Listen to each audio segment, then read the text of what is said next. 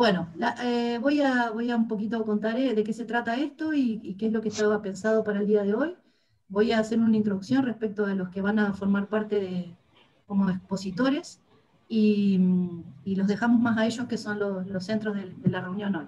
Ustedes saben, bueno, tanto los que participan de SEMA como los que se han sumado hoy a partir de lo que propone este encuentro, que lo que estamos haciendo es federalizar la discusión o la puesta en común de las ideas en torno a lo que es el Congreso grande de SEMA, que es Forma y Ritmo, y que desde la perspectiva que fue enunciada y que persiste en la página de SEMA, una perspectiva muy ampliada, bibliográficamente muy actual y muy interesante desde la perspectiva que se aborda. Nosotros en una discusión que tuvimos algunos de los integrantes de Santa Fe, fue saliendo como naturalmente esto que terminó siendo como un eje o como un punto de partida en el cual creemos que podemos desarrollar algunas ideas en torno a la idea de ciudad, forma y ritmo. Fue casi espontáneo, ¿no? Vieron que uno dice una cosa, otro entiende otra, que eso es lo más lindo de la comunicación, siempre y cuando uno no se esté peleando. Lo lindo de la comunicación es que uno dice una cosa y otro entiende otra. Es lo que pasa cuando uno dibuja también, ¿no? Que uno dibuja una cosa y el dibujo a veces aflora y muestra otras cosas. Y medio que salió esto y nos pareció interesante y aparecieron las oportunidades de desarrollarlo. La única que se nos mancó en el camino es la del cine, porque justamente quien iba a hacer la exploración de forma, ritmo y ciudades del cine está editando una película y no se pudo dar la oportunidad de la presentación, pero bueno, vamos a tratar de convencerlos para otro momento. Entonces hoy vamos a desarrollar esto desde una especie de mesa redonda, que no es tal, porque estamos todos lejos, en la cual María Camila Rabacedas, un poco con ayuda de Lucas Bisotos como lector informado, y Angelina Valdengo, ellas dos profesoras de letra que tenían ahí una relación preliminar, tanto con Lucas como con Claudia Bertero, compartir algunos abordajes en una optativa que tienen, y van a mostrarnos, más que mostrarnos, nos van a contar cómo Juan José Saer, específicamente a través de un cuento, aborda o lleva adelante o iba a decir poetiza, no sé si la palabra es poetizar, la relación del ritmo. Qué lindo, Angelina, a ver que hágase así que no le poetiza la relación del ritmo y la ciudad. Y posteriormente André Leal, arquitecto brasilero, paulista, que desarrolló su maestría y está desarrollando su doctorado relativo a las artes plásticas, específicamente desde ciertos puntos de vista, que después si surge lo podrá contar en la charla post-exposición, que va a desarrollar la obra de Smithson, específicamente Los Espirales, y la relación que tiene con la ciudad y con el ritmo. La idea es que cada uno de ellos exponga 30 minutos y luego permitir que la conversación fluya en torno a lo que nosotros creemos que es el eje de este encuentro de hoy, propuesto por el Litoral, que es la relación de la forma, el ritmo y la ciudad. Tratar de que hacer nada, discutir, tanto sea preguntarles a los expositores o intercambiar ideas entre nosotros, entre nosotras, pero problematizando esto. Así que, dicho lo que acabo de decir, le voy a dar la batuta a Lucas, que va a compartir ahí una pantalla y un video, y les va a dar la palabra a sus dos compañeras, a Camila y a Angelina, para que empiecen con la primera exposición.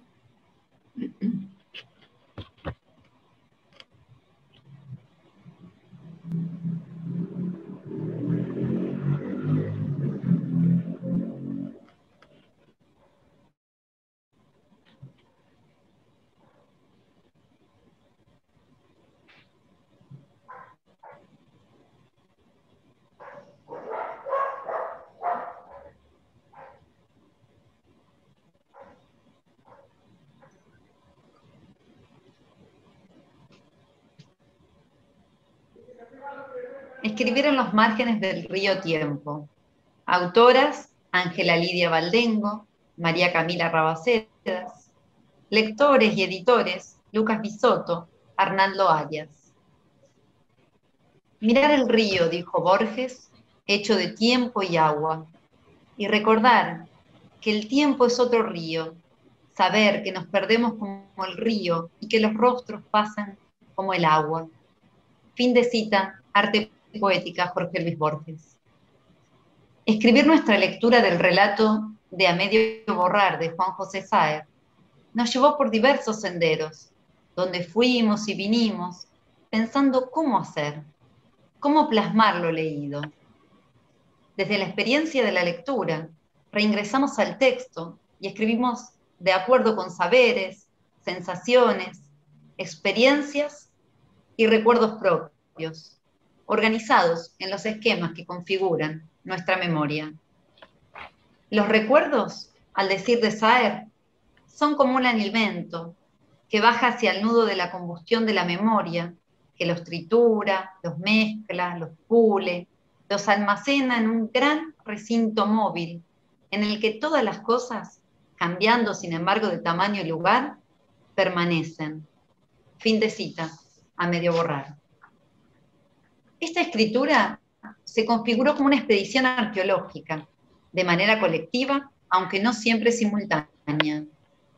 Todos hurgamos en la textoteca interior, como si fuera un gran cesto de mimbre. Un escriba pasa y deja su visión del relato de Sáer. Ofrece títulos, posibles entradas de una forma hospitalaria. Pasa el segundo, ingresa a la lectura ya matizada por la escritura del primero, conecta, abre líneas de fuga, nuevas redes que se bifurcan para generar más escritura. 2 días, 3, las palabras reposan y se vuelven a revisar, ahora con nuevas perspectivas. Los 4 deconstruimos Sáer en clave arquitectónica.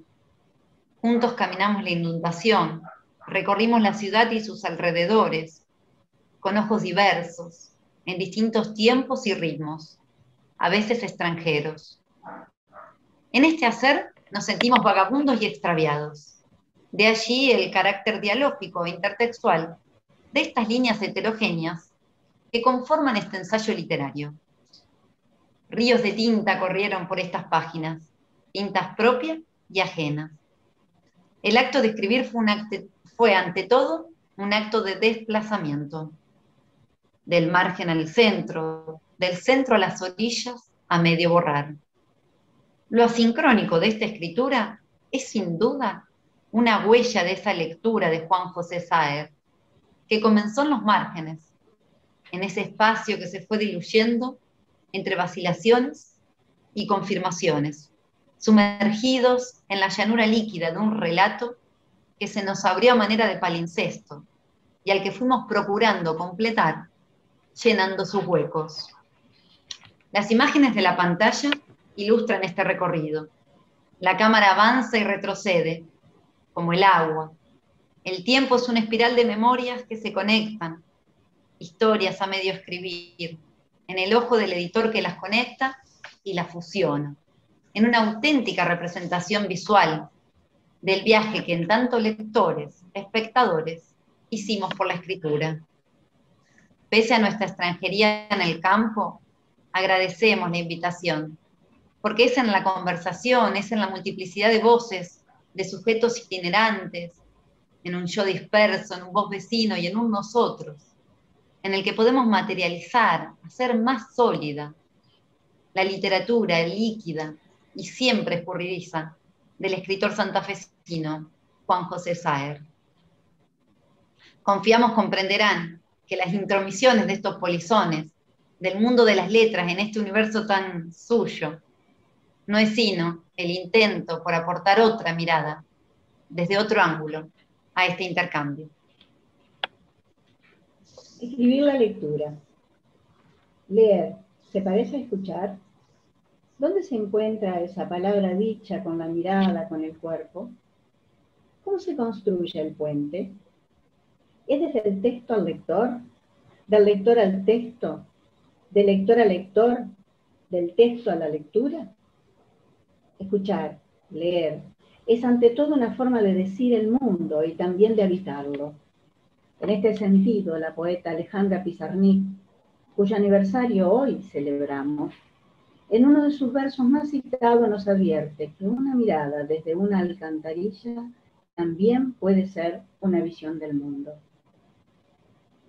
En escribir la lectura, el semiólogo francés Roland Barthes se preguntaba, comienzo de cita, ¿nunca os ha sucedido leyendo un libro que os habéis ido parando continuamente a lo largo de la lectura?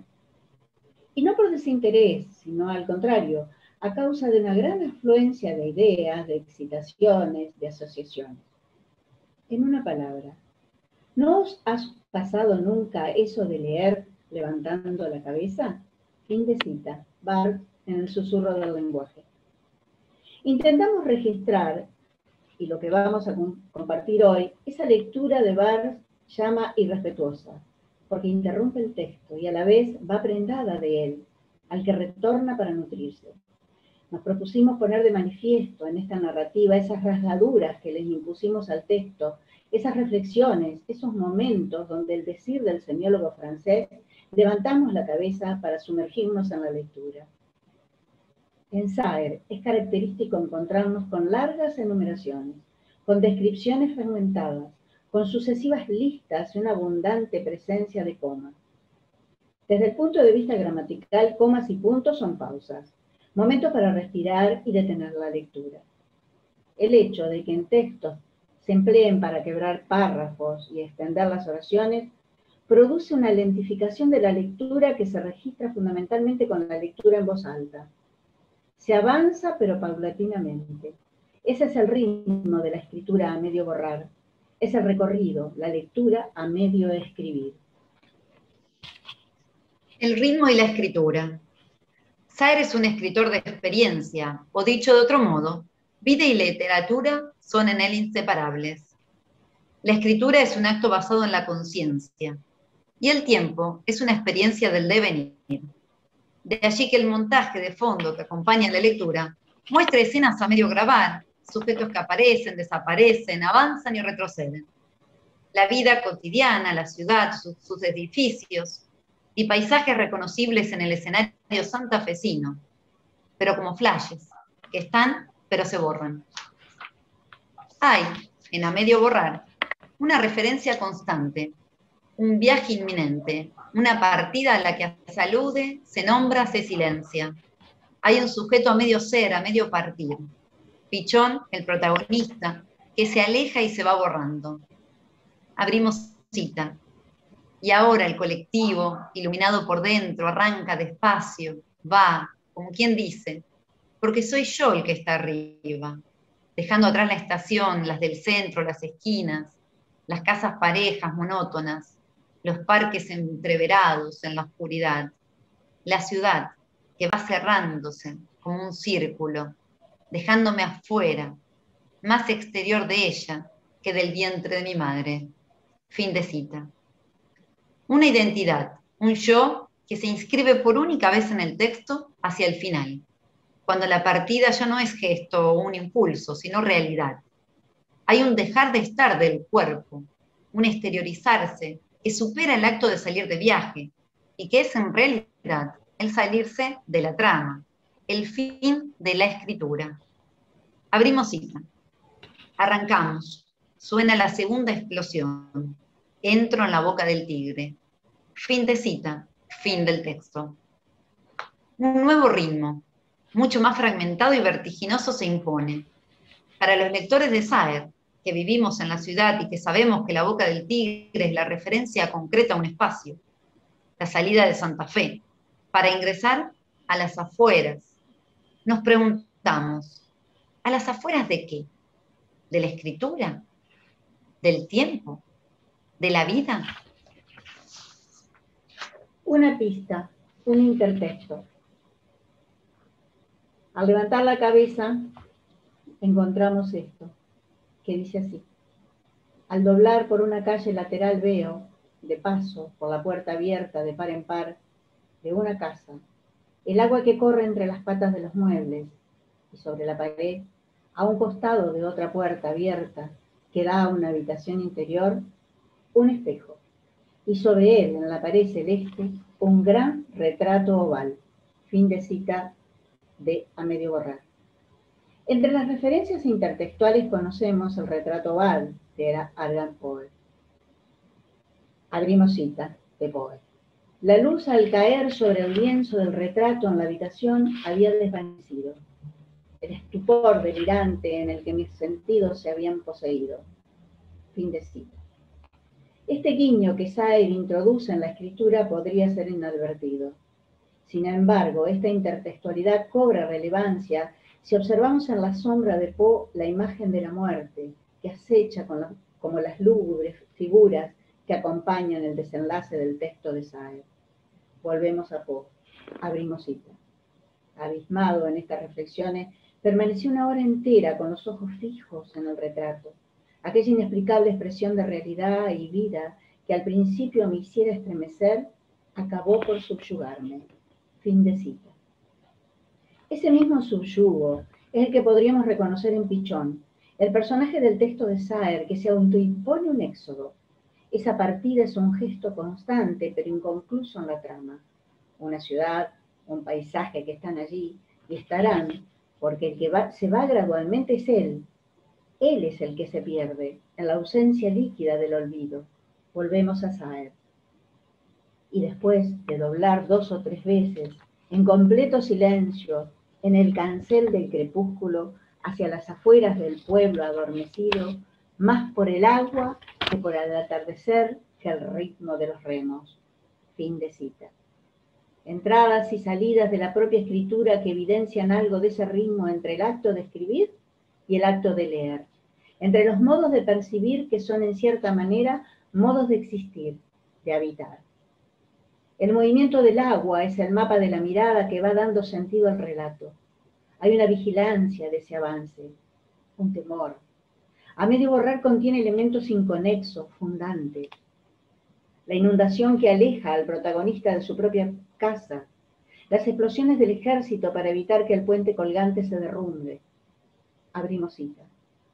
Un policía encapotado, serio, se niega en el puente colgante a dejarnos pasar.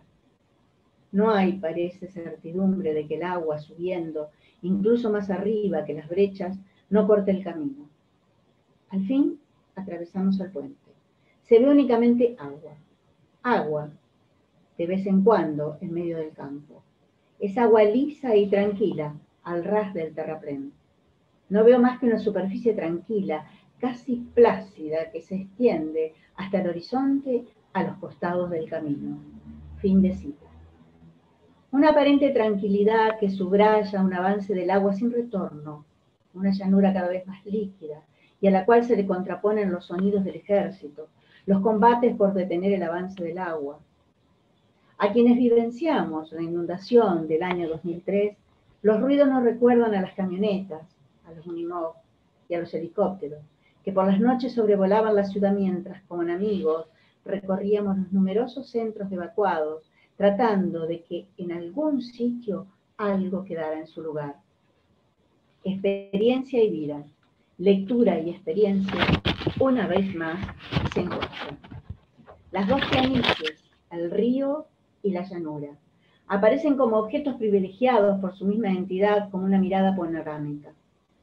Adquieren una densidad y un espesor significativo, en líneas de fuga o en nudos concéntricos, como una escritura que altera y provoca al lector. Inicio de cita. Y nosotros, que éramos lo único que se movía en ese paisaje estricto, monótono, ahora también estábamos inmóviles. Aparece entonces el helicóptero, la estructura delicada de metal rojo y de vidrio. Vuela abajo y me pregunto, ¿qué ha de estar viendo el piloto desde arriba, aparte de la brecha y los escombros, la cinta azul del asfalto?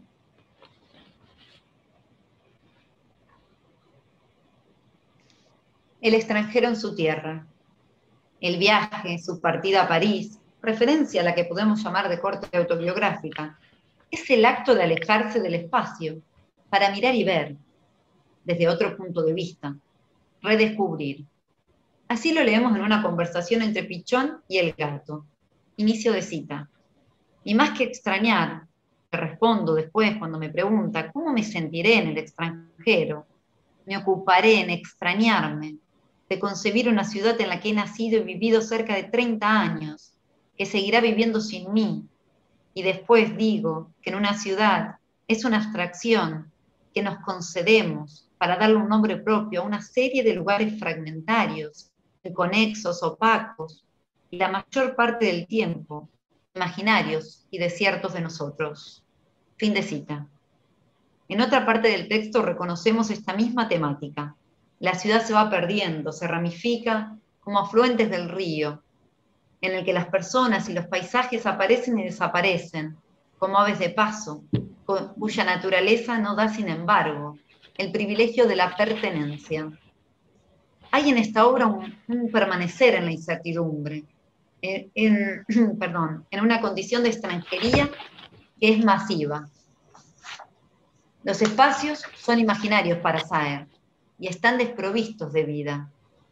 Son desiertos urbanos que se dicen no por los hechos o por los acontecimientos, porque en ellos no hay nada que esté sucediendo o que suceda, más que el devenir mismo. Es la palabra que nombra, que da existencia, desde un lenguaje extraño, que no hace sino dejarnos a los lectores con una vaga sensación de ausencia. Todo movimiento por fuera de ese extrañamiento, de esa ruptura, que es la norma por excelencia en este texto, conlleva inevitablemente a la desaparición. Comienzo la cita. Y no son, por otra parte, las calles, las esquinas, los letreros, los que, mientras camino hacia la estación, van quedando atrás, retrocediendo, sino yo, más bien, lo que se borra gradual de esas esquinas, de esas calles, o de manera implacable de este mundo. Yo soy lo menos real. Basta que me mueva un poco para borrarme. La escritura es aquí acto fundacional. Crea presencia, pero al mismo tiempo señala ausencia. El personaje se impone como una suerte de entelequia que no presenta sustento real. Por eso su existencia como tal peligra, y es, como dice, el primero en borrarse. Sin embargo, no sucede lo mismo con el espacio. Las calles, los letreros, el camino hacia la estación, el espacio prevalece por encima de la memoria, por encima de la palabra que lo nombra. La escritura del espacio es aquella que permanece. La ciudad, sus edificios, se sitúan en los márgenes de la escritura, y ese gesto lo salva. Escribir en los márgenes el universo de la escritura en borrador. La escritura podría imaginarse como un proceso de búsqueda, no solo de un texto ideal, sino de un lector ideal para ese texto. Dos posibilidades que se retroalimentan, porque cuando el texto se estabiliza, la lectura vuelve a desestabilizarlo. Comienza la cita. Dedicado sencillamente a escribir, me suspendo, borrándome, sin ser yo y teniendo por un momento, sino la posibilidad de ser otro, la certeza, por lo menos, de no ser nadie, nada.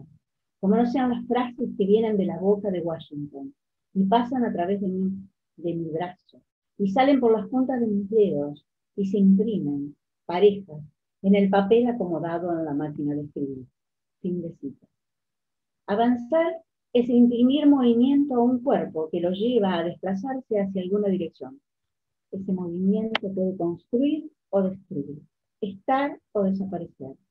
Cuando imprimimos un movimiento o una fuerza en el cuerpo y lo hacemos de una manera muy lenta, se percibe mayor intensidad y por ende se requiere de mayor fuerza.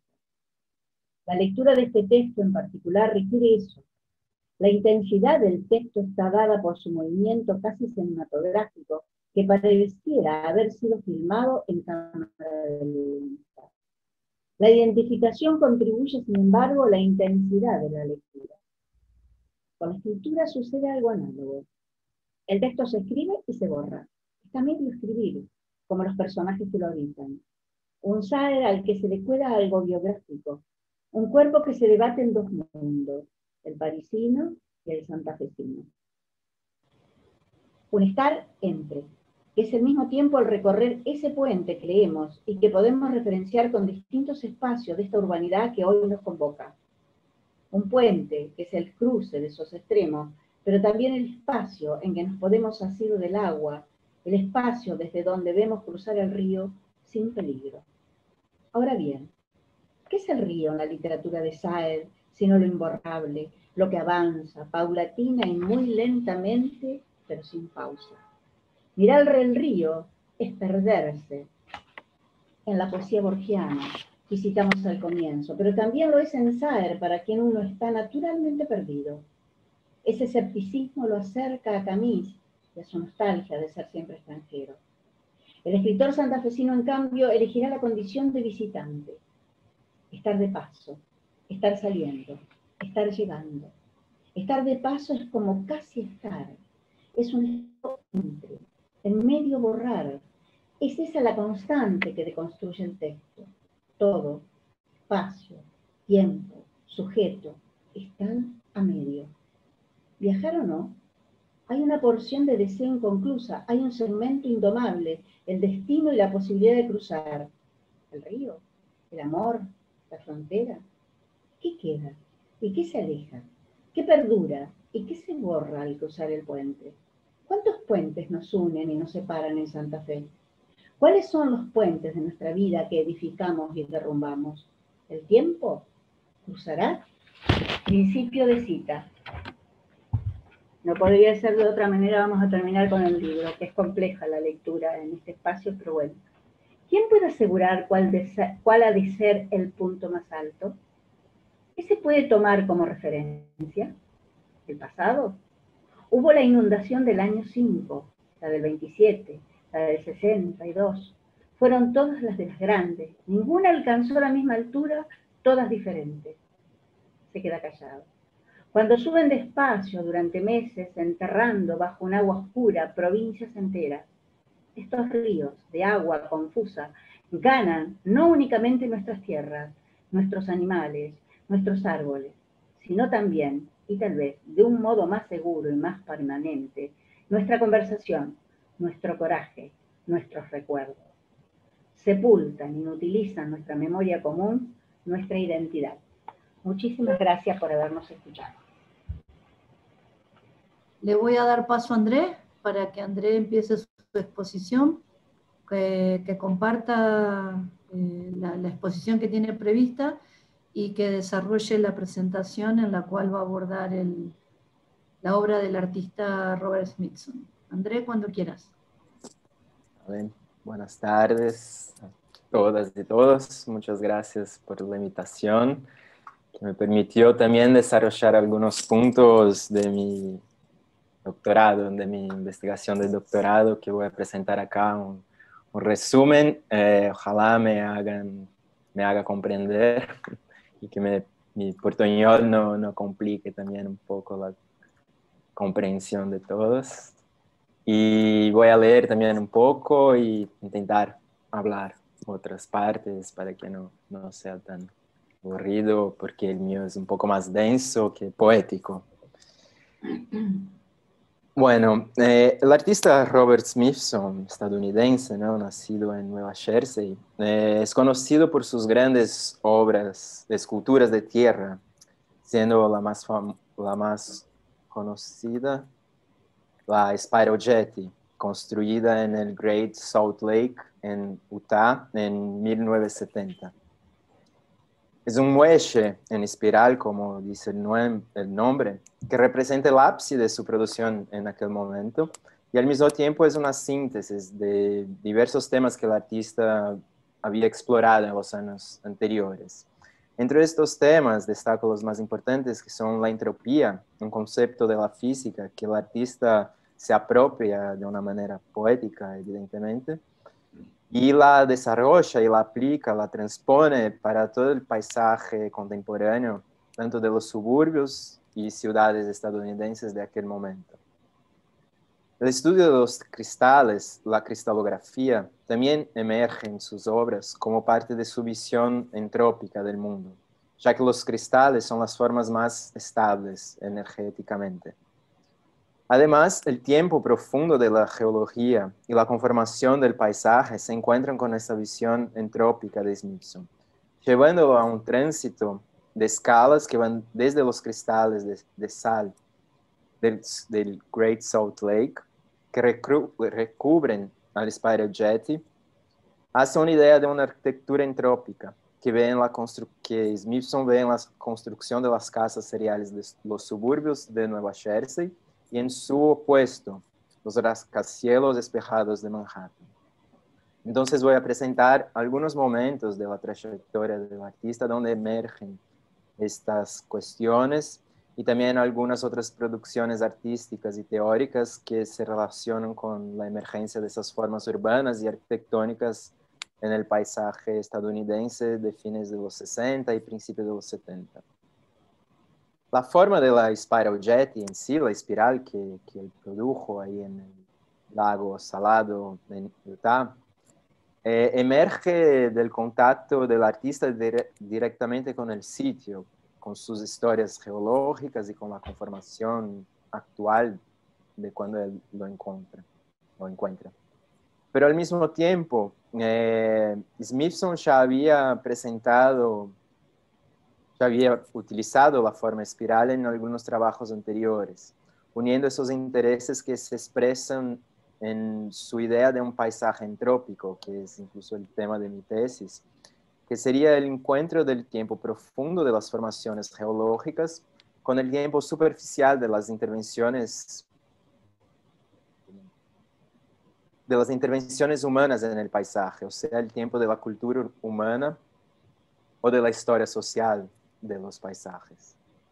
Acá vemos la primera escultura desarrollada por Smithson, que él presentó en 1968, que es Girostasis, donde él presenta la forma espiral y que también se relaciona con la física y incluso con la cartografía del planeta, como vamos a ver. Voy a leer acá la descripción que el artista hace de esta obra para un catálogo de una exposición. El título, Girostasis, se refiere a un ramo de la física que lidia con cuerpos en rotación y su tendencia a mantenerse en equilibrio. La obra es una espiral triangulada parada. Cuando hice la escultura, estaba pensando en procedimientos de mapeo que se refieren al planeta Tierra.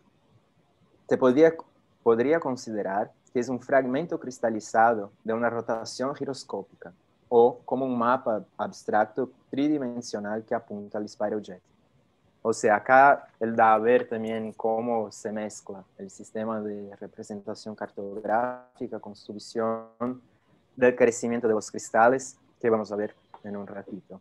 Ahora, es importante decir que la forma espiral fue utilizada por el artista por primera vez en un proyecto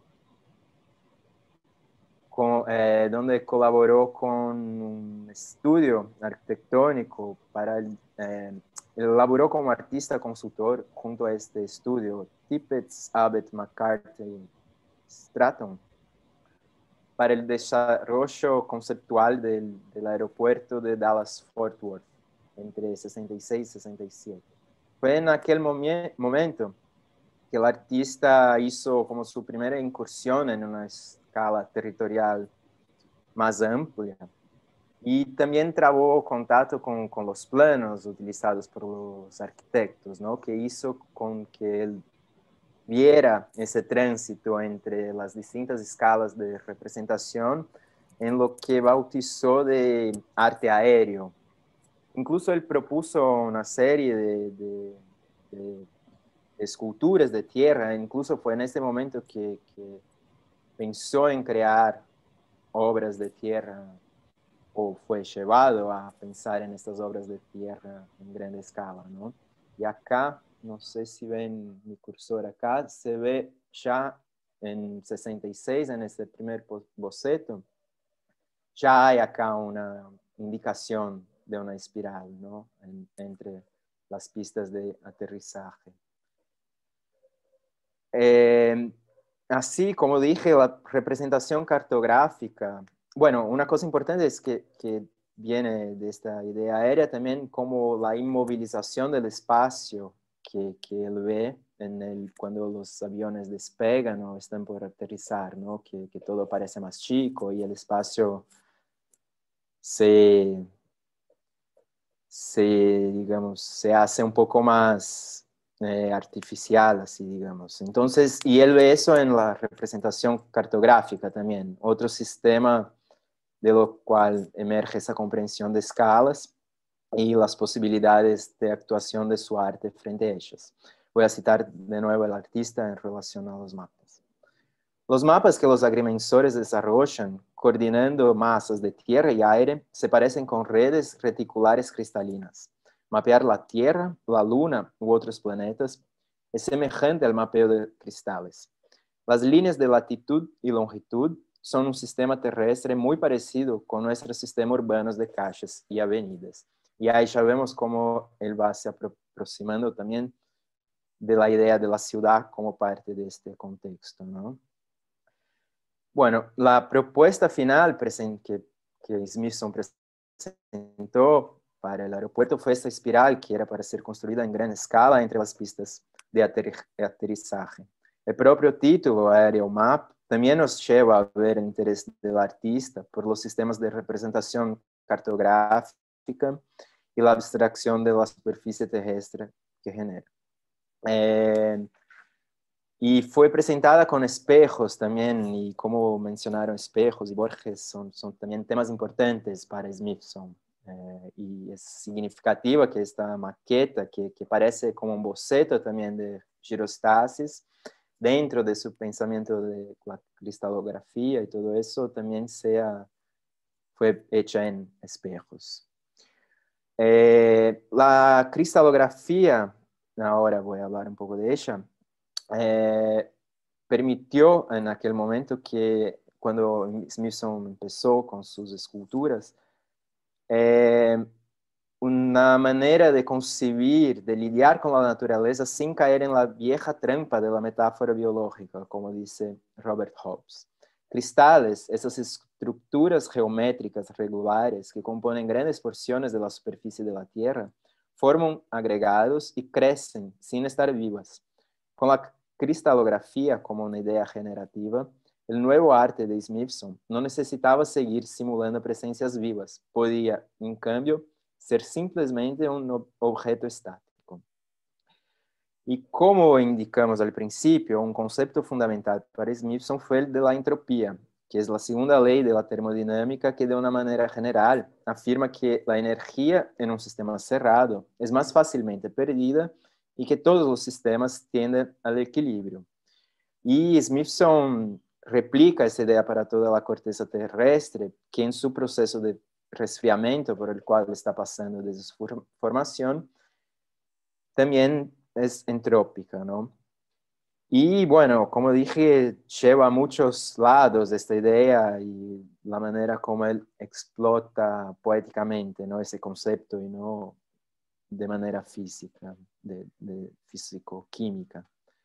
Pero es importante llamarnos la atención para el modo del crecimiento de los cristales, que también le interesó mucho a Smithson, que se llama dislocación en rosca y que se da por el cambio de energía con el ambiente circundante y también se da en espirales. Y claro, tiene su ritmo propio, ¿no? Acá vemos un crecimiento bajo el microscopio de un cristal de cistina, que es un tipo de aminoácido, y vemos este crecimiento espiralado y como el girostasis es parte de es como el girostasis, que en una primera mirada parece una obra minimalista de la época, está relacionada con ese interés y el pasaje de formas vivas para un objeto estático que es al mismo tiempo el cristal interrumpido en este proceso de crecimiento.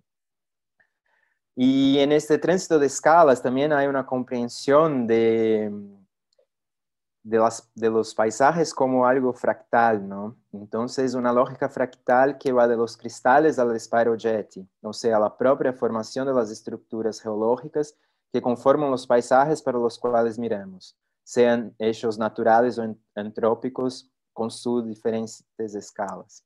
Y justamente la menor escala a la cual tenemos acceso visualmente son los cristales de sal que van a depositarse en el Spiral Jet y después de años sumergido, porque estuvo mucho tiempo sumergido y cuando el agua bajó de nuevo del lago, estaba todo lleno de cristales como vemos en esta foto y era parte del proceso creativo del artista como vamos a ver en un ratito.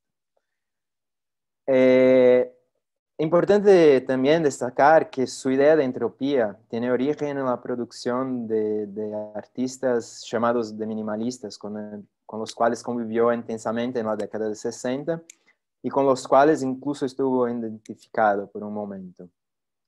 En Entropía de los Nuevos Monumentos, en 66, el artista nos habla de una nueva monumentalidad entrópica, por supuesto, que estos artistas de esta generación estarían desarrollando.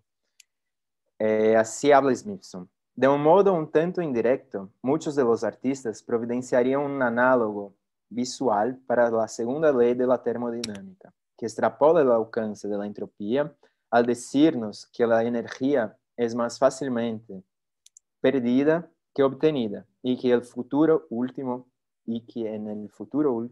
todo el universo se va a agotar y transformarse en una similitud toda englobante. Entonces vemos también la abertura que da al concepto, ¿no? Este uso poético que el artista hace. Acá vemos una obra que es una transposición de piedras de un sitio de Nueva Jersey para el museo y es una obra también que se consideró en un momento como minimalista. Bueno, vimos hasta acá cómo Smithson se había aproximado de la forma espiral en relación a ese interés por la cristalografía y la cartografía. Y a partir de entonces, en esta virada de los 60 para los 70, el artista sale a buscar un sitio para producir una gran escultura de tierra, pero aún sin saber cuál formato tendrá. Voy a cambiar un poco para el video de Spiral Jet y a leer un poco más, una parte un poco más larga, pero voy a seguir un poco. Entonces sale a explorar el Great Salt Lake, que la trajo porque por su composición salina, que hacía con que el color del agua fuera rojizo en algunas zonas por las bacterias que estaban en este agua en realidad. E incluso llegó a pensar en construir una isla ahí y al fin cuando llega en el sitio es tomado por una visión casi de ciencia ficción, como vamos a ver, que lo lleva a esta forma. Y acá leo un poco la descripción del encuentro del artista con el sitio. Aproximadamente a 1 milla al norte de los pozos de petróleo, elegí mi lugar. Depósitos irregulares de piedra calcárea se hunden suavemente en dirección al este. Los depósitos masivos de basalto negro se rompen en la península, dando a la región un aspecto destrozado. Bajo el agua rosada y poco profunda, hay una red de grietas en el barro constituyendo el rompecabezas que forma las bajadas de sal. Mientras miraba el lugar, este reverberaba hacia el horizonte solo para sugerir un ciclón inmóvil, mientras que las luces intermitentes hacían con que todo el paisaje pareciera temblar. Un terremoto latente se extendió en la quietud revoloteante, en una sensación giratoria sin movimiento. Este lugar era una rotonda que se cerraba en una inmensa circularidad. De este espacio giratorio surgió la posibilidad de Spiral Jet.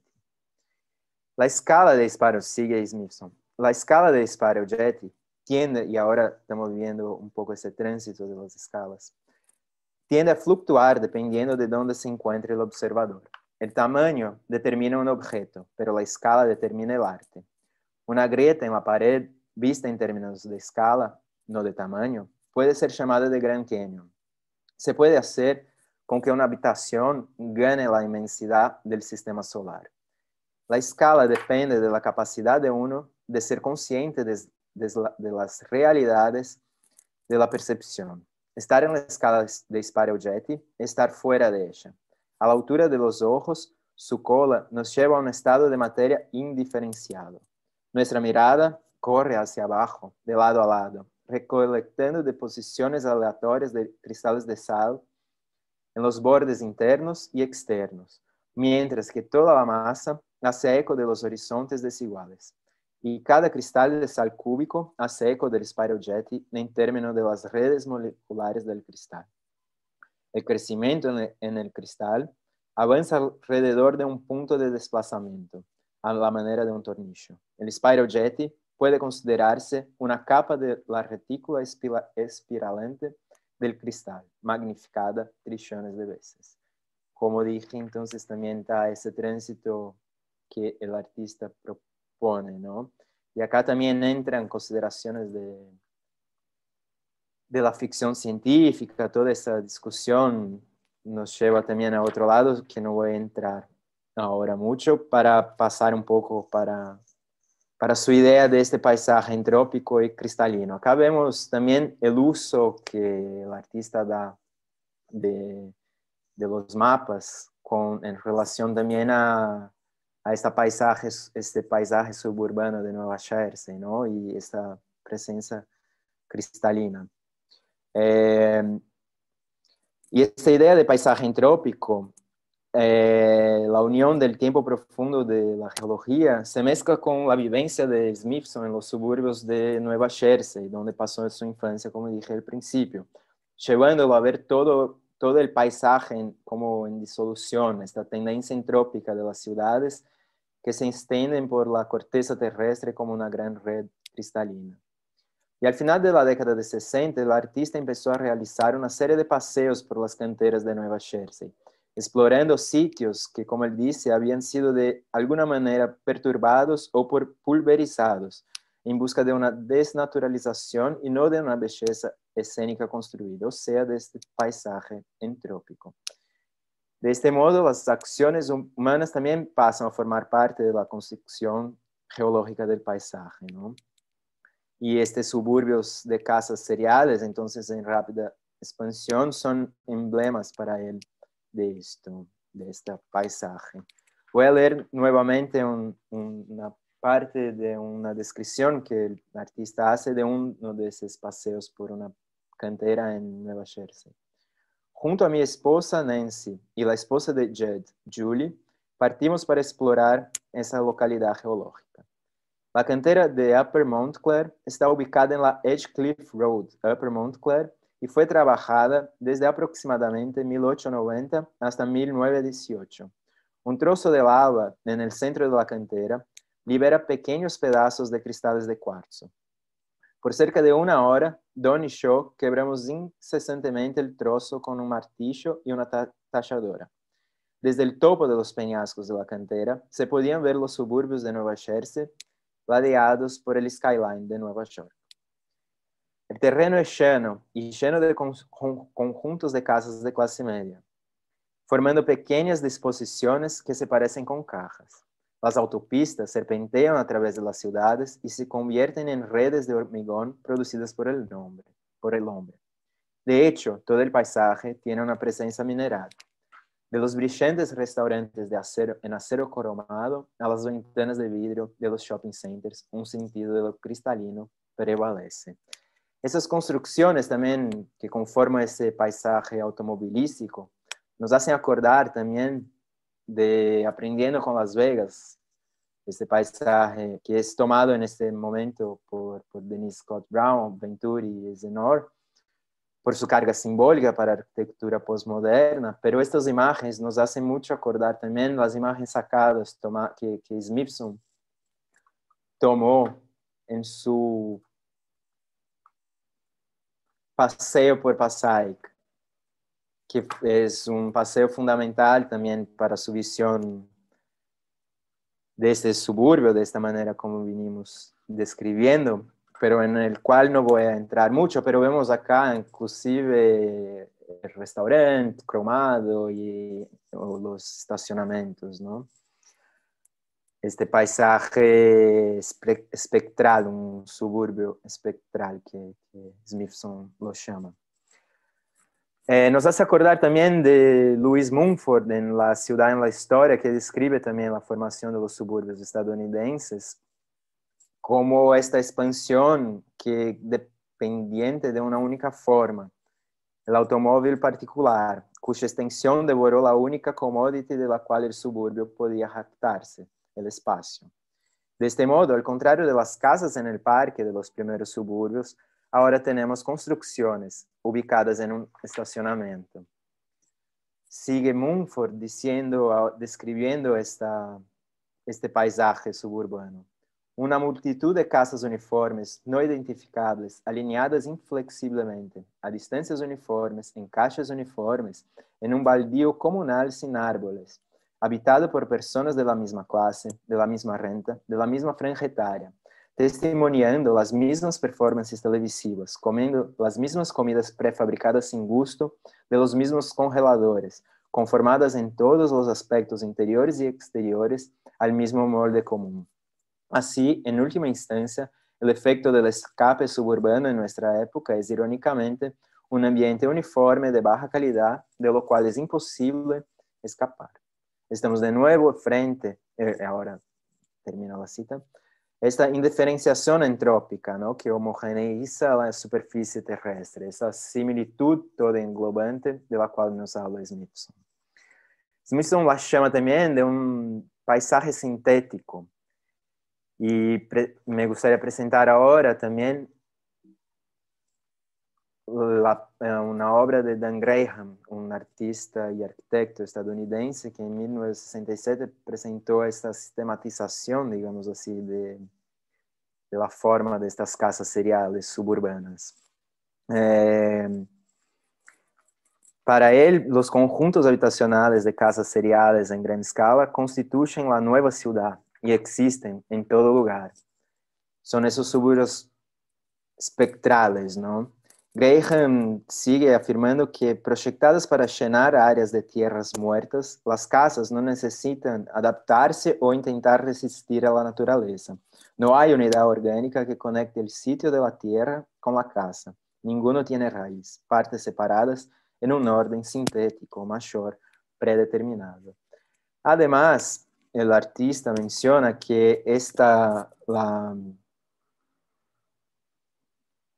el método constructivo tiene origen en California en el segundo posguerra y consiste simplemente en la determinación previa de la cantidad exacta y el tamaño de las piezas de madera y su multiplicación por el número de casas padronizadas a construirse. Como vemos en estas imágenes, que son muy significativas de este proceso también. Y esta lógica serial, según Graham, también solo es interrumpida cuando se encuentra con las autopistas, las pistas de bowling, las plazas comerciales, los drive-thrus, las tiendas de descuentos, patios madereros o fábricas preexistentes. Y me hizo acordar de estas imágenes aéreas sacadas por William Garnett de un suburbio en construcción en Los Ángeles, que no sabemos también que también nos llevan a pensar en las ruinas al revés de las cuales Smithson habla, porque en muchas de estas imágenes, como en esta, por ejemplo, no sabemos si las casas están siendo construidas o si un huracán, por ejemplo, acaba de devastar la zona, ¿no? Y como yo indiqué al principio, este es un lado de las manifestaciones de esta arquitectura de la entropía, como la entendía Smithson. La otra, que incluso es un poco más evidente y directamente comprensible, son los rascacielos despejados que entonces tomaban la isla de Manhattan. O sea, por un lado los suburbios, las franjas de la ciudad, tenemos las casas seriales, mientras en el centro los edificios corporativos representan la otra faz de esta arquitectura de la entropía. Los rascacielos también pueden ser considerados como parte de una cristalización del modernismo en su forma comercial. Smithson se refiere directamente a este edificio del estudio de Skidmore, Owens and Merrill, diciendo: la muy denigrada arquitectura de la Park Avenue, conocida como Cajas Frías, junto con la modernidad manierista de Philip Johnson, ayudaron a cultivar el espíritu entrópico.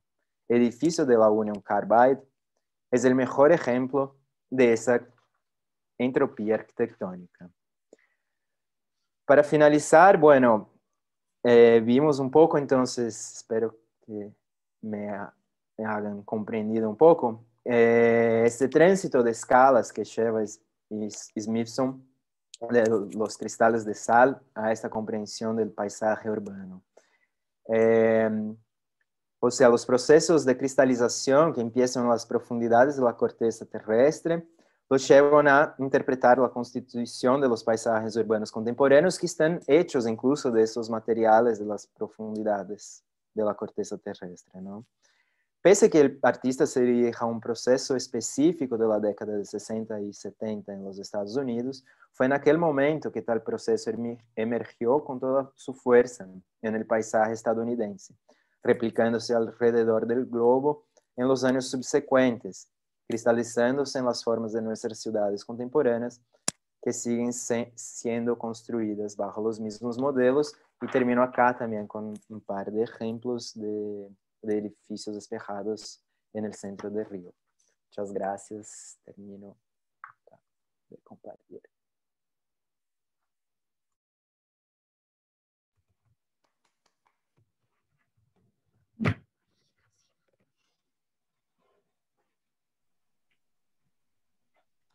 Muchas gracias, Andrés. Muchas gracias por la exposición.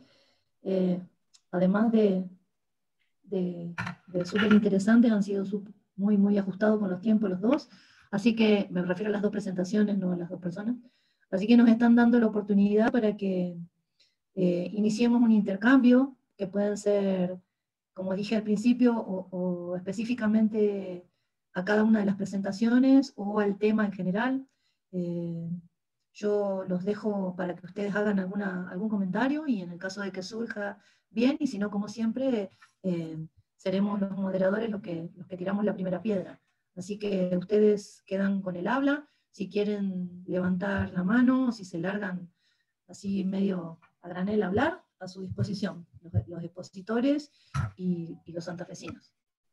Me gustaría hacer un comentario antes, ya que nadie se prontificó. No, porque durante la presentación acerca de Saer me impresionó cómo dos artistas, ¿no?, tan distintos y de áreas muy distintas, cómo me pareció muy familiar también la descripción del agua y las imágenes de las inundaciones y toda la relación con el paisaje.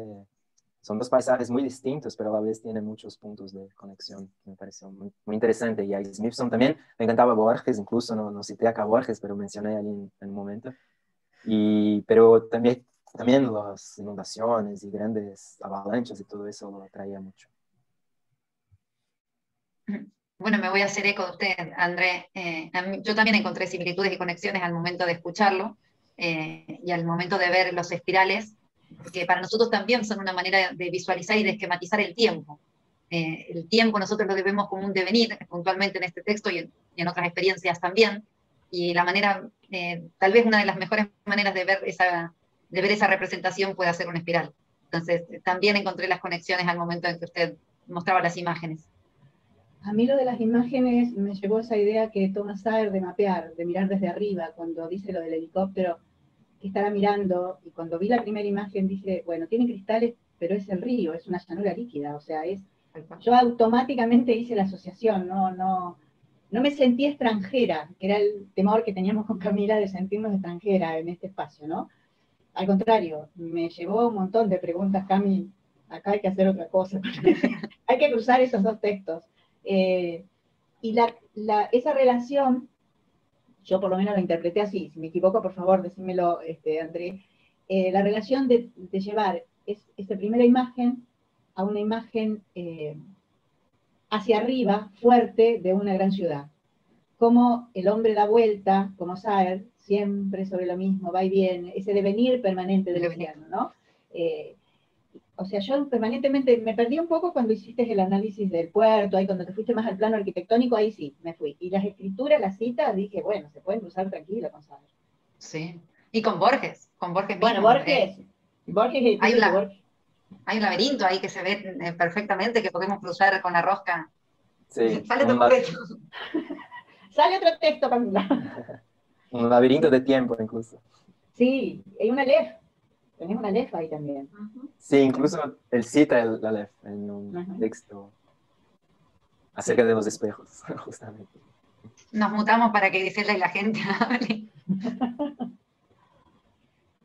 O sea, ustedes vieron que esta cuestión está empática, ¿no? Entre las exposiciones, siempre, bueno, por un lado confirma en que cuando uno está pensando las relaciones no las piensa tan alocadamente, y luego la empatía que se produce en la lectura o en la escucha, que era también una cosa que ustedes, Angelina y Camila, tomaron muy bien, ¿no? El tema de tanto el leer, el escuchar y las formas de lectura, esa de levantar la cabeza y esas cosas que decían, ¿no? Tanto sea porque, más en la idea no de distracción, sino de ensoñamiento que se produce cuando una cosa dispara a la otra, ¿no? Es interesante que se dé acá, me parece a mí, ¿no? Luego, bueno, los textos normalmente, los textos o las exposiciones normalmente lo que hacen es dejar la cosa resonando. Estos cruces y estas preguntas y estas discusiones que uno pone a disposición del público con posterioridad a una exposición, a veces son más formales, porque uno se ve como en la obligación de decir algo, y a veces no nos atrevemos a decir algo tan rápido, porque en realidad eso está como resonando, está como sacudiendo.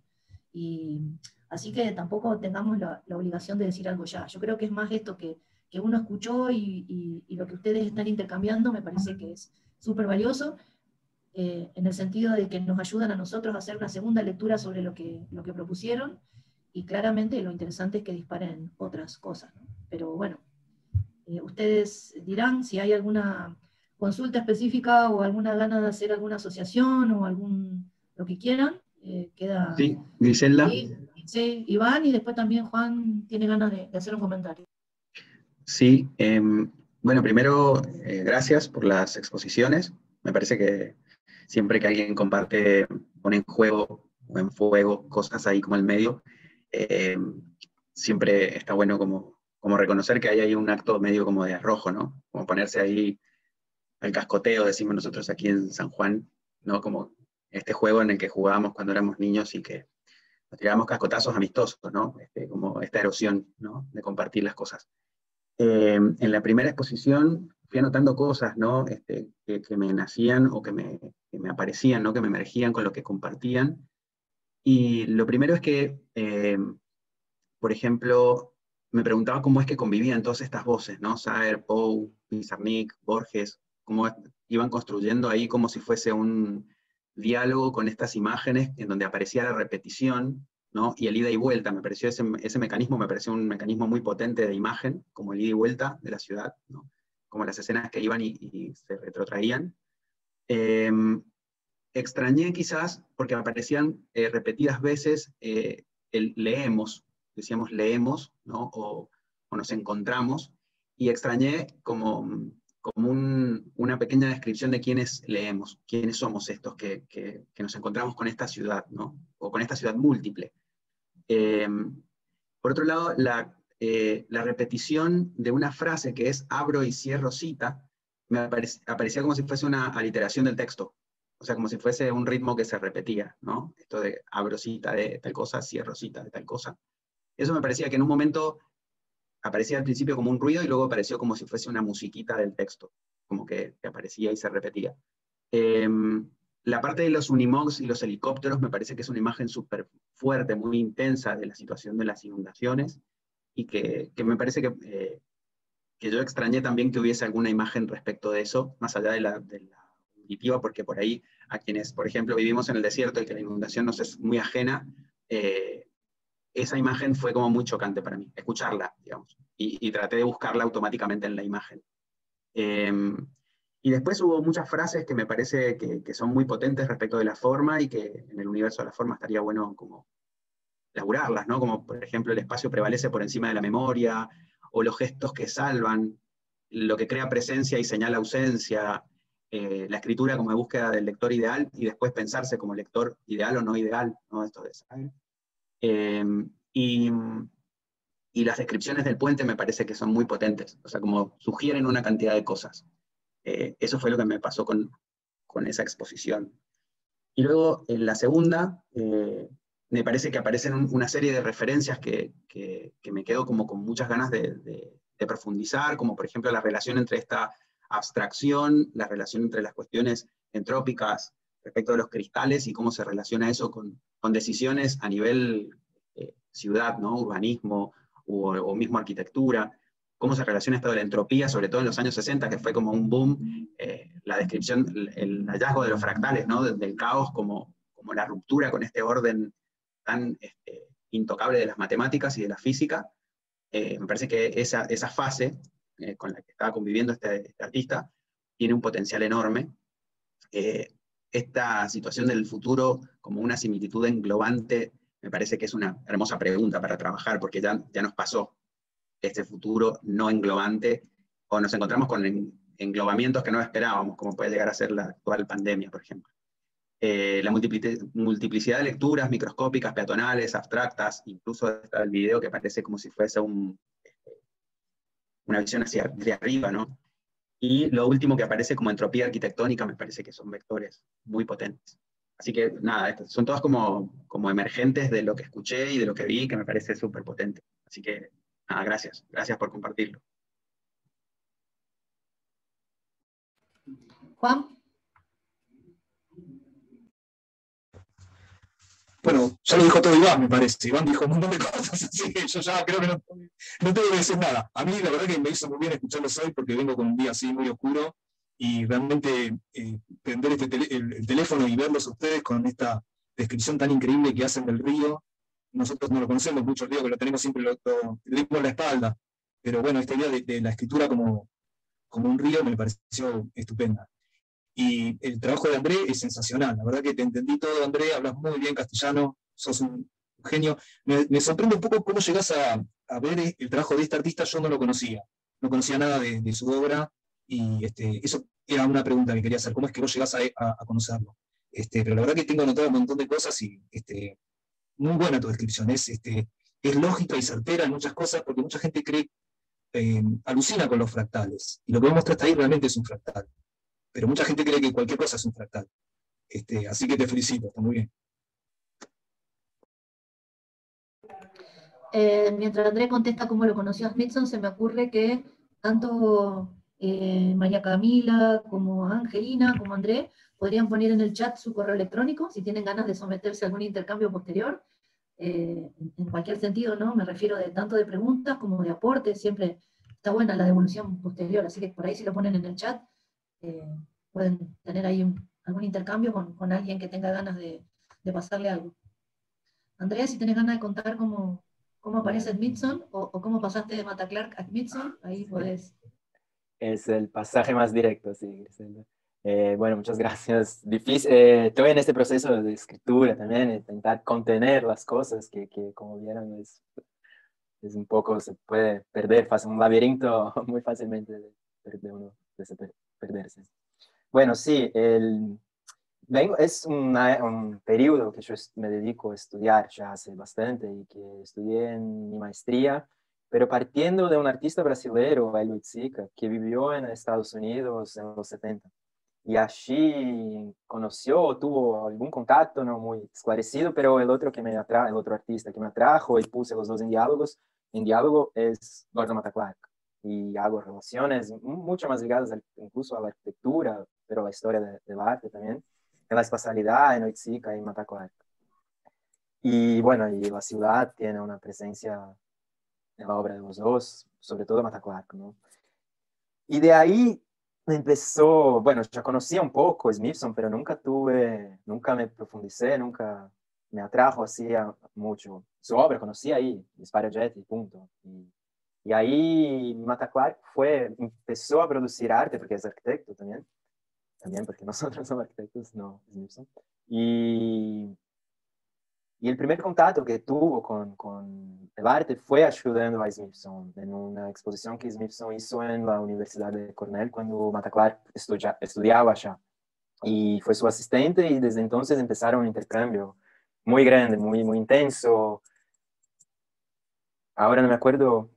No, Matta Clark falleció a fines de los 70, entonces Smithson falleció en 73, entonces en estos 3, 4 años intercambiaron un montón de ideas y entropía fue al principio para Matta Clark un concepto importante también, muy distinto de lo de Smithson, pero llegué a este encuentro por una obra en particular que es como un parque que los dos concibieron, un parque que sale a dar la vuelta a la isla de Manhattan, que se hizo a principios de los 2000, los dos ya estaban muertos, y se considera una obra de Smithson, pero la viuda de Martha Clark dice que es de los dos.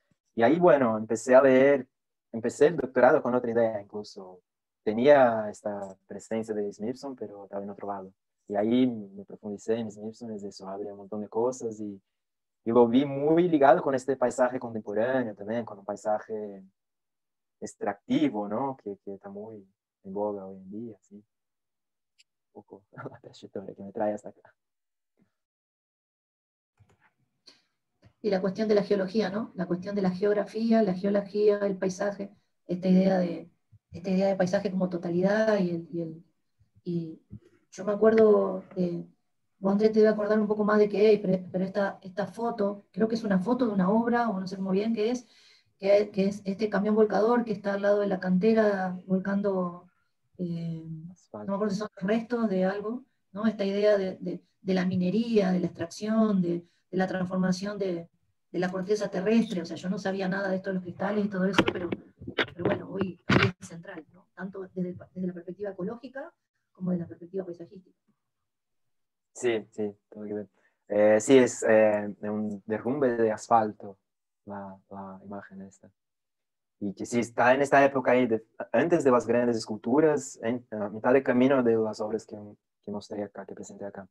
Y sí, esta idea, porque la idea del paisaje entrópico me atrajo, sí, de principio, que no es un concepto que él desarrolló en sí, así, él menciona en una entrevista a otra la idea de un paisaje entrópico, pero es eso, entropía por un lado, paisaje por el otro, y es inevitable que de ahí salga este paisaje entrópico, porque mi idea era estudiar el arte y la ciudad de una manera un poco amplia en el principio, y de ahí vino esa idea de un paisaje entrópico, y ese paisaje entrópico va mucho más allá de la ciudad, si bien que hoy en día podemos entender casi como toda la Tierra como una gran urbanización también, pero ahí ya un poco más amplio, pero sí, la idea de un paisaje entrópico, que pude definir acá en un primer momento así con más clareza, que es el encuentro de los tiempos geológicos y humanos, ¿no?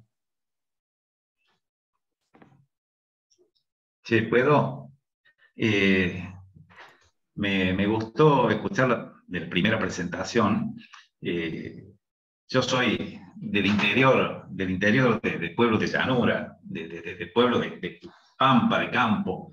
Entonces, esta permanente presencia del agua, como quien habla del aire, es decir, el agua está presente permanentemente en la descripción en Saer.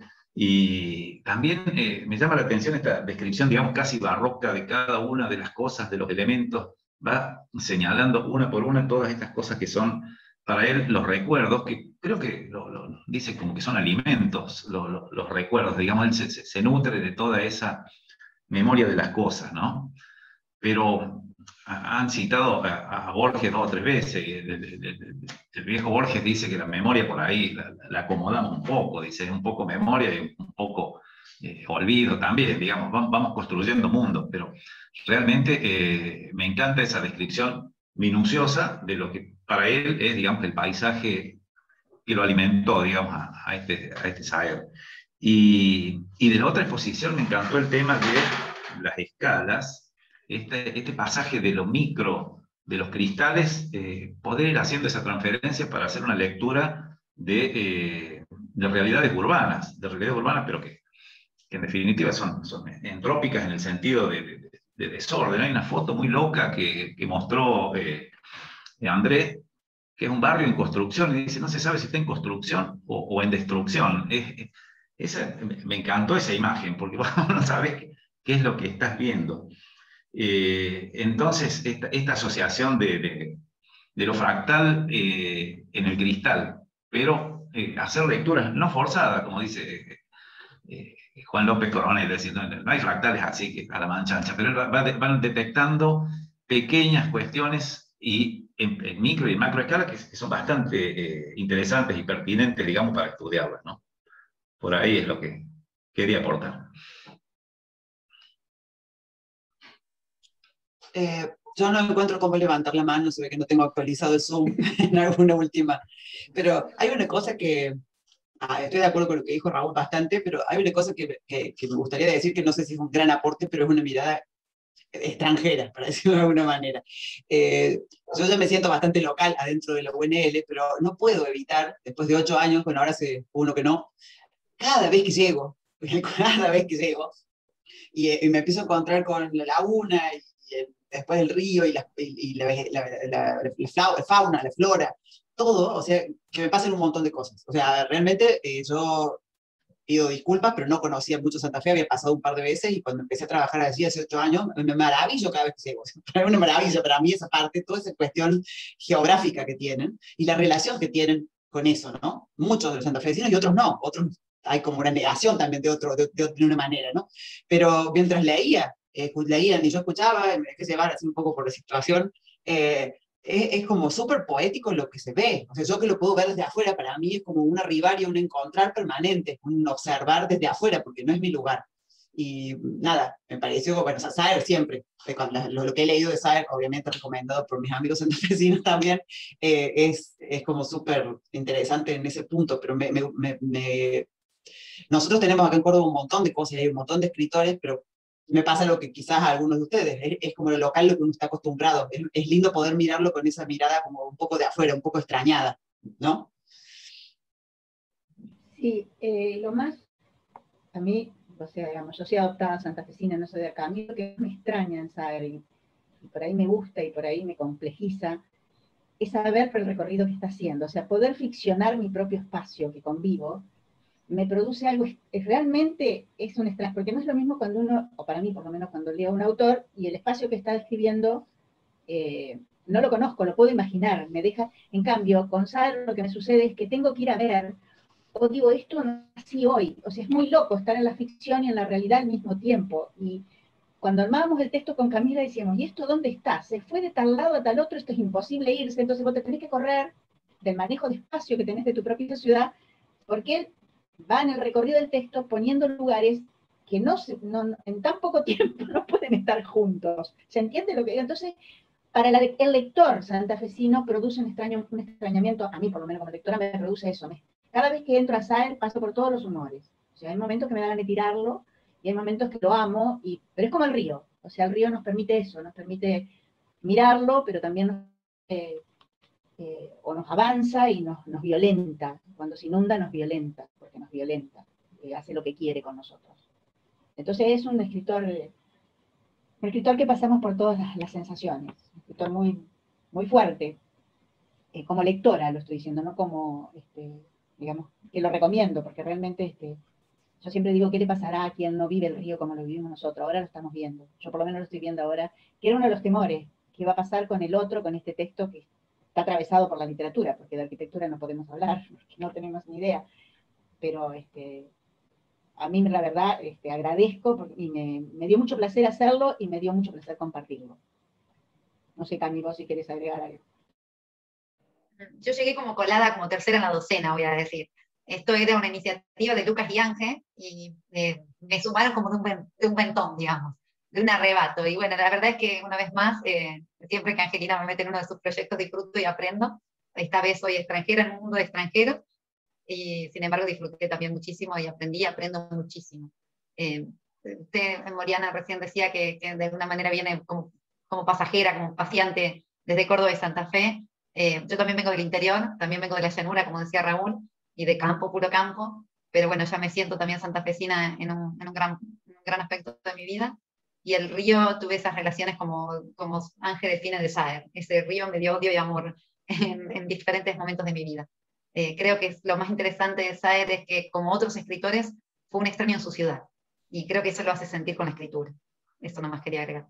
Después, por lo demás, gracias de nuevo.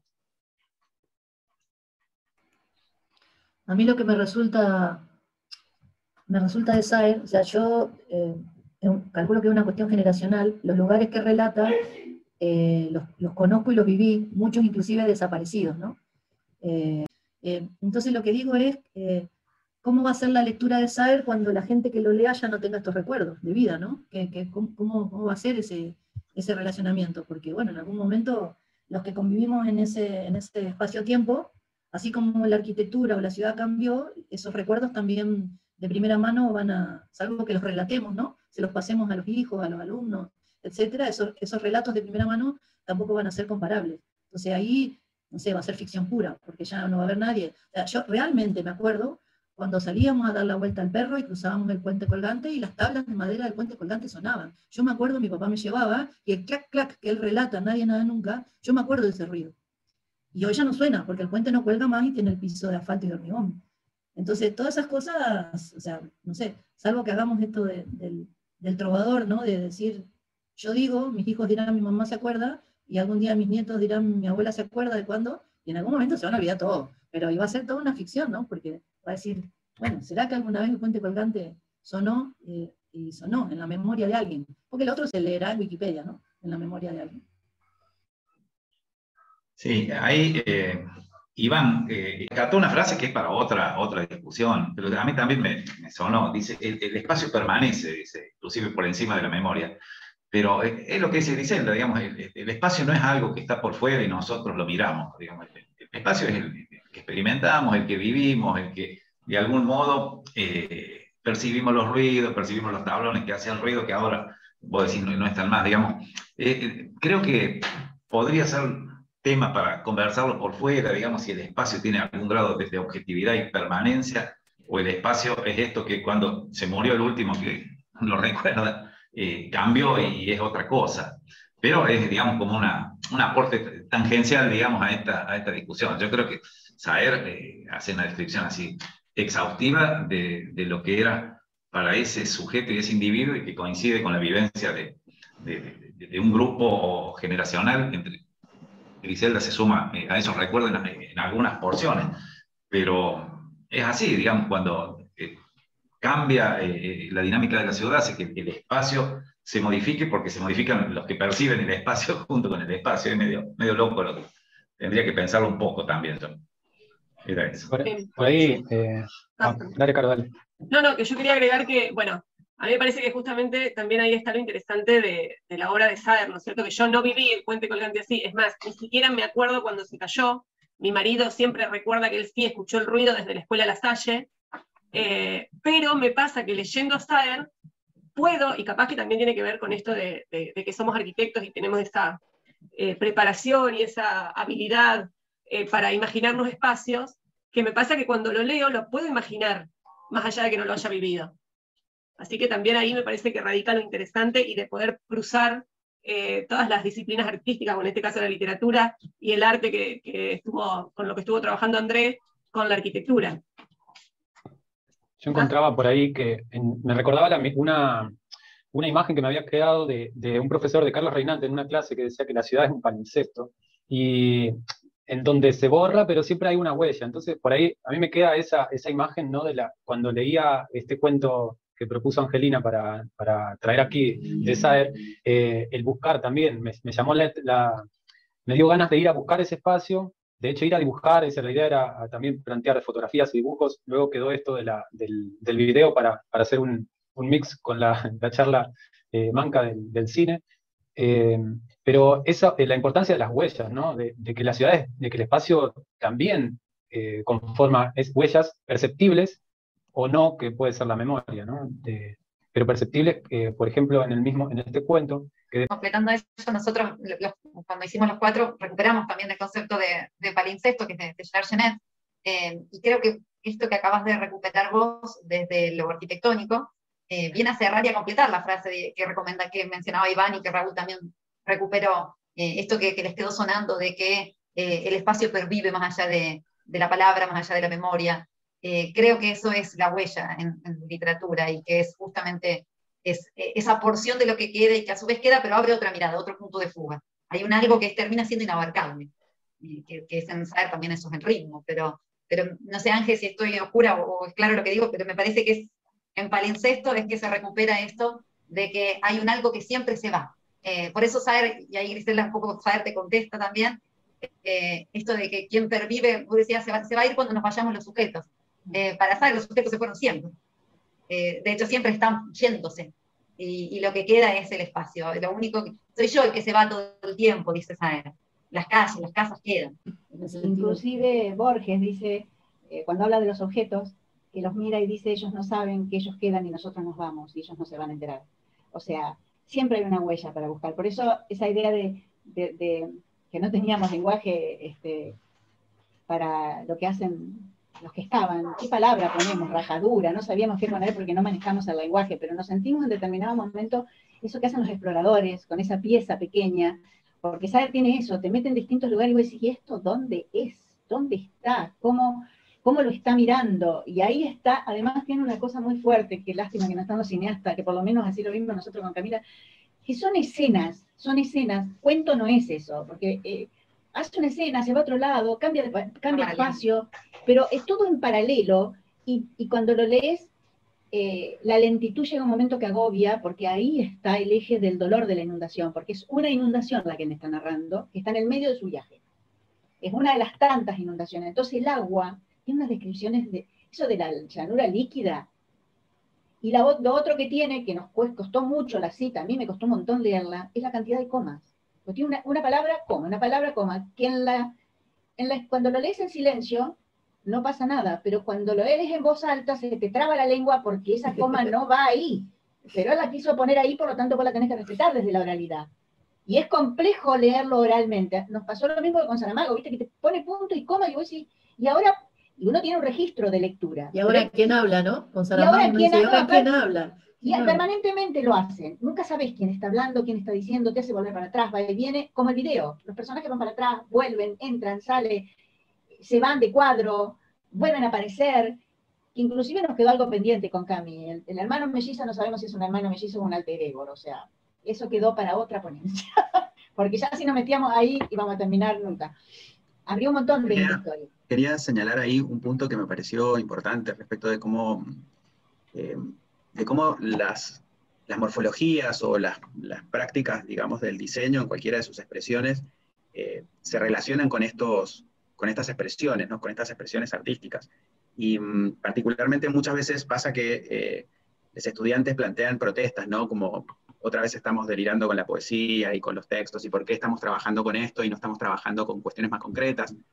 Y me parece que una cosa importante de poner en juego ahí y en fuego otra vez es esto de que muchas veces los artistas, por ejemplo en San Juan pasa mucho, nosotros tenemos un poeta que se murió hace un tiempito, que es el Chiquito Escudero, Leónidas Escudero, que tiene, particularmente para mí, la capacidad fundamental, que también le reconozco y a Saer en lo que nos cuenta, de reinventarte una realidad que vos conocés. Es decir, él habla de cosas muy conocidas para nosotros sanjuanines y lo reinventa de un modo fantástico. Te corre del lugar desde donde vos lees y te reinventa tu propia ciudad. Entonces, ahí me parece que la situación esta de que los espacios perviven a partir de los sujetos y de los sujetos con sus lecturas, me hace poder pedirle a los estudiantes y a mí también que nos pongamos en ese lugar, que intentemos ser poetas en esto de tener esta visión rara del mundo, ¿no? Como extrañada, para que efectivamente luego nuestros proyectos puedan tener esta característica que alguien recién nombró, que es cuidar esta memoria, digamos, aunque sea inmaterial, o los moldes materiales de esa memoria, que puede ser la misma ciudad, cuidarla desde esta mirada extrañada, ¿no? que los artistas suelen ejercer constantemente. Me parece que en eso esto es fundamental. Hay un texto de Bergson, en el libro de Materia y Memoria, en donde dice, bueno, los filósofos, por ahí vamos medio tarde, los científicos también, quienes efectivamente pueden cuidar la memoria fundamentalmente son los artistas. Entonces, en ese sentido, me parece que hay como una responsabilidad, ¿no? en esto de quienes podemos hacer ciudad, moldeando y rompiendo también.